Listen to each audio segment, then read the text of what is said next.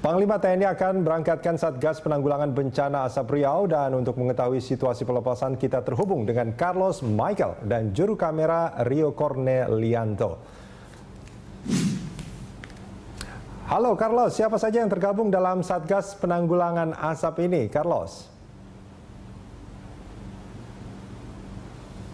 Ya, halo juga Rudi Andanu. Pagi ini di Base Ops Lanut Halim Perdana Kusuma, Jakarta. Seperti yang Anda lihat di belakang saya, ada sekitar kami mendapatkan data 1.050 personil gabungan dari TNI dipersiapkan untuk berangkat mulai pukul 8.30 waktu Indonesia Barat.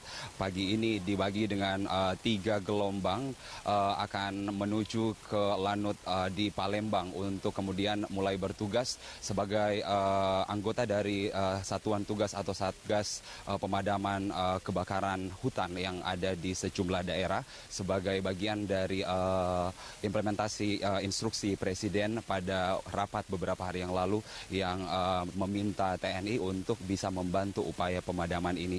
Dan Rudi, pada pagi hari ini memang kami sampai saat ini masih menunggu kehadiran Jenderal Gatot Nurmantio atau Panglima TNI untuk secara resmi melepas keberangkatan dari 1.050 personil ini. 1.050 personil TNI ini terdiri dari setidaknya ada 350 personel Kostrat, kemudian ada 350 marinir dan Paskas sebanyak 200 orang yang akan standby di Jakarta, dan ada juga 100 armet, sementara 10 akan standby di Jakarta. Dan saat ini di Sumatera Selatan sudah ada sekitar 100 personil dibantu dengan BNPB, kepolisian yang juga sudah mulai bekerja sejak Presiden Joko Widodo meninjau langsung kebakaran hutan yang terjadi di Sumatera Selatan. Rudi. Ya, Carlos, apakah Anda punya informasi mengenai rencana aksi yang akan dilakukan oleh Satgas untuk menanggulangi asap ini?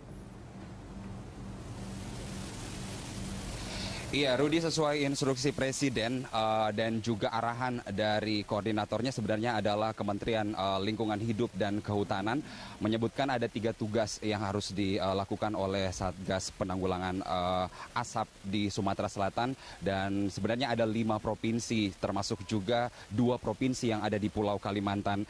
3 tugas itu sendiri yakni pertama adalah pemadaman kebakaran hutan.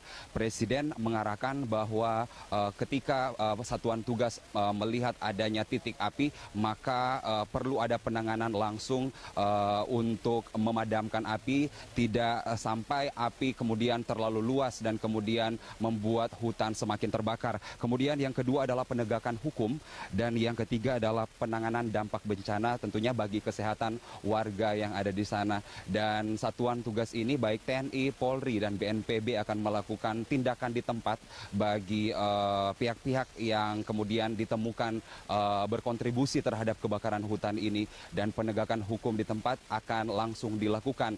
Hal itu diharapkan dapat menurunkan jumlah titik api yang saat ini menurut data dari Kementerian Lingkungan Hidup dan Kehutanan ada sekitar 10.321 titik api. Ini adalah data per 3 September 2015 yang meliputi 6 provinsi. Di antaranya adalah Riau, Jambi, Sumatera Selatan, dan juga Kalimantan Barat, Kalimantan Selatan, dan Kalimantan Tengah. Dan tentu kita berharap, Rudi, dengan diturunkannya 1.050 personel TNI ini akan dapat membantu pemadaman api yang kita harapkan bersama. Sementara kembali ke Rudi. Baik, terima kasih Carlos Michael melaporkan langsung. Dan juga juru kamera Rio Cornelianto dari Halim Perdana Kusuma, Jakarta.